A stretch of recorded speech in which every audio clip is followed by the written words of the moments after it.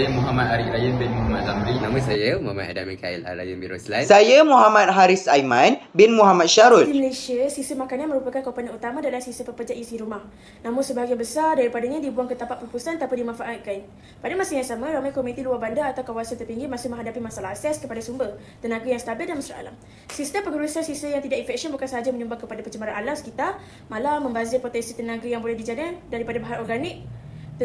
Tenaga elektrik yang dihasilkan juga, sumber fosil juga memberi kesan kepada perubahan iklim. Penyelesaian kami membina satu sistem inovatif yang menggabungkan dua teknologi. Pertama, tong kompos yang menukarkan sisa makanan seperti kulit buah, sayur dan nasi basi kepada baju organik. Kedua, penjana bioelektrik yang menghasilkan tenaga daripada reaksi kimia antara sisa makanan berasid dan logam seperti zinc dan tembaga.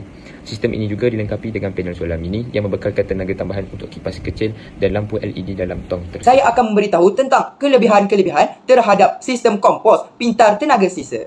Produk ini bukan sahaja membantu untuk mengurangkan sisa, tetapi ia juga menghasilkan tenaga mesra alam. Ia boleh digunakan untuk menyalakan lampu kecil, cas telefon kecemasan dan memberi kesedaran kepada masyarakat bahawa sisa boleh ditukar menjadi sumber tenaga.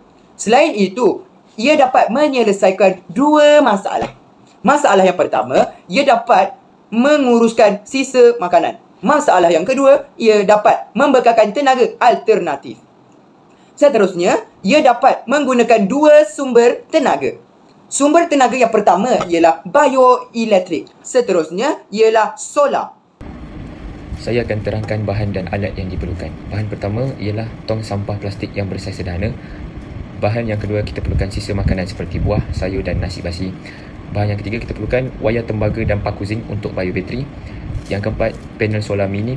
Yang kelima, breadboard atau power bank DIY. Yang keenam, LED kipas mini Swiss. Langkah-langkah pembinaannya adalah bagi langkah pertama, sediakan bahan dan alatan. Langkah kedua pula, sediakan lubang pengudaraan, buat lubang sisi pada tong, tampal jaring halus. Fungsinya adalah untuk udara masuk, bantu proses kompos. Langkah ketiga, pasang kipas dan panel solar. Letakkan panel solar pada penutup, sambungkan pada kipas dalam tong.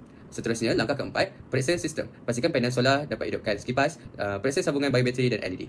Langkah kelima pula, isi bahan kompos. Masukkan daun kering ke sisa makanan, tutup tong untuk memulakan proses kompos. Dengan Green Energy Bin, ia bukan lagi sampah, ia adalah sumber tenaga. Sekian dari kami, terima kasih.